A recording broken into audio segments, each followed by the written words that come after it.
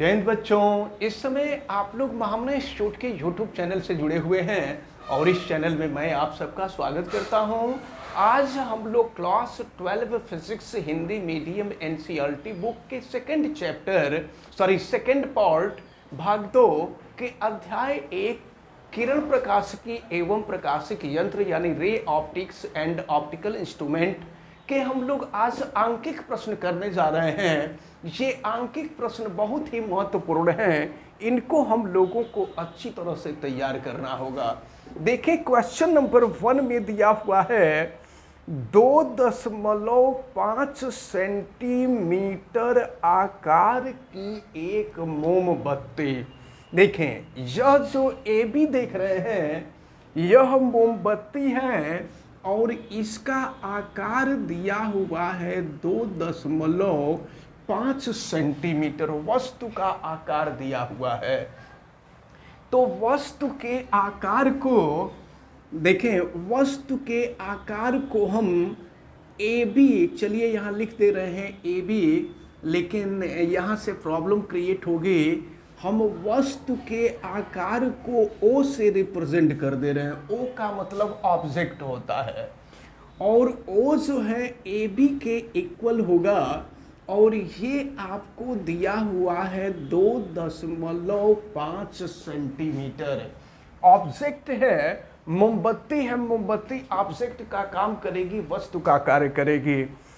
2.5 centimetre आकार की एक मोमबत्ती 36 सेंटीमीटर 36 सेंटीमीटर वक्रता त्रिज्या के किसी अवतल दर्पण, ये अवतल दर्पण की वक्रता त्रिज्या आपको दी गई है। वक्रता त्रिज्या को हम स्मॉल आर से नॉर्मली रिप्रेजेंट करते हैं और ये आपको दिया हुआ है 36 सेंटीमीटर। तो वक्रता त्रिज्या है तो हम लोग यहाँ से फोकस दूरी निकाल लें। आपको पता है कि F इज इक्वल टू होता है R/2। वक्रता त्रिज्या का आधा फोकस दूरी होता है, अवतल दर्पण की फोकस दूरी। तो ये है आपका 36/2, 2 से डिवाइड कर देंगे, ये हो जाएगा 18 सेंटीमीटर। लेकिन याद रखे रहिएगा अवतल दर्पण है तो अवतल दर्पण की जो फोकस दूरी होती है वो ऋणात्मक होती है। F की वैल्यू -18 सेंटीमीटर हो जाएगी। अब देखिए क्या कहा जा रहा है, अवतल दर्पण से 27 सेंटीमीटर की दूरी पर रखी है। देखिएगा ये जो वस्तु है यह अवतल दर्पण से 27 सेंटीमीटर की दूरी पर, मैं यहां लिख देता हूं, यह डिस्टेंस दिया हुआ है 27 सेंटीमीटर। यानी दर्पण के ध्रुव से वस्तु की दूरी आपको दी गई है 27 सेंटीमीटर और आपको पता है कि दर्पण के ध्रुव से वस्तु की दूरी जो होती है वह u होती है और u की वैल्यू आपको दिया गया है 27 सेंटीमीटर। अब देखिए प्रकाश की किरण चल रही इधर से और दूरी हमेशा हम ध्रुव से मापते हैं, तो प्रकाश के चलने के विपरीत दिशा में मापी जाने वाली जो दूरी होती है वो ऋणात्मक होती है, यानी u की वैल्यू -27 सेंटीमीटर हो जाएगा।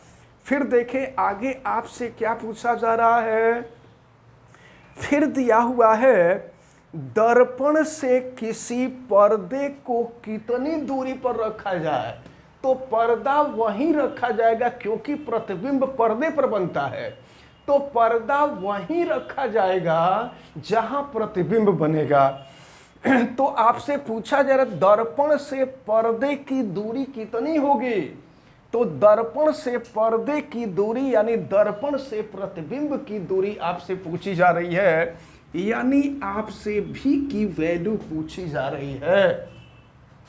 और देखिए क्या पूछा जा रहा है, तो दर्पण से किसी पर्दे को कितनी दूरी पर रखा जाए कि उसका सुस्पष्ट प्रतिबिंब पर्दे पर बने। यानी कुल मिलाकर के दर्पण से प्रतिबिंब की दूरी आपसे पूछी जा रही है।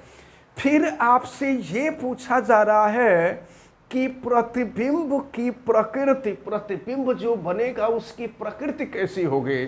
तो प्रतिबिंब की प्रकृति का मतलब प्रतिबिंब जो है उल्टा बनेगा कि सीधा बनेगा, वास्तविक होगा कि आभासी होगा, और फिर उसका आकार कैसा होगा, ये सारी चीजें आती हैं प्रकृति में।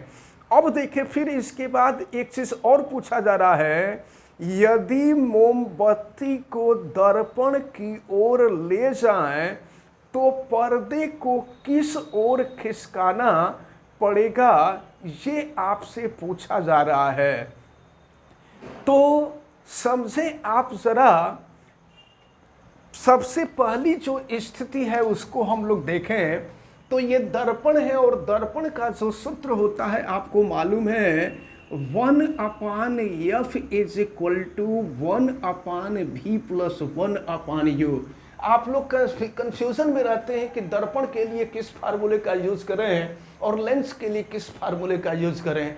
तो याद रखे रहिए, दर्पण में हमेशा प्लस रहता है और लेंस में हमेशा माइनस रहता है। ये चीज आपको अच्छी तरह से ध्यान में रखना होगा। तो चलिए अब हम रखते हैं और रख करके देखते हैं वैल्यू। तो 1/f, एफ की value -18 is equal to 1/v की वैल्यू आपको ज्ञात करना है, और प्लस 1/u की जो वैल्यू है -27 है। और चले देखें, हमको v की वैल्यू ज्ञात करनी है। तो अगर इस माइनस को यहाँ ऊपर कर दें तो ये माइनस यहाँ हो जाएगा, और प्लस में माइनस से हम डिवाइड कर दें, माइनस यहाँ हो जाएगा। अब देखें, अब -1/27 को हम पीछे की तरफ लाते हैं, लेफ्ट साइड में लाते हैं। तो अब ये हो जाएगा आपका 1/27, और माइनस हो जाएगा 1/18 इज इक्वल टू 1/v। और फिर हम यहाँ सॉल्व करते हैं। देखें, एलसीएम ले लेते हैं 27 और 18 का। तो 27 और 18 का जो एलसीएम होगा वो 54 होगा, 54 हो जाएगा। फिर आप 27 से भाग देंगे, 27 दूना 54 हो जाएगा, 2 हो गया। और फिर जो है आप 18 से भाग देंगे तो 18 चौका 54 हो जाएगा, सॉरी 18 तिया 54 हो जाएगा। तो अब यहाँ पर 3 हो जाएगा, और ये हो जाएगा आपका 1/v।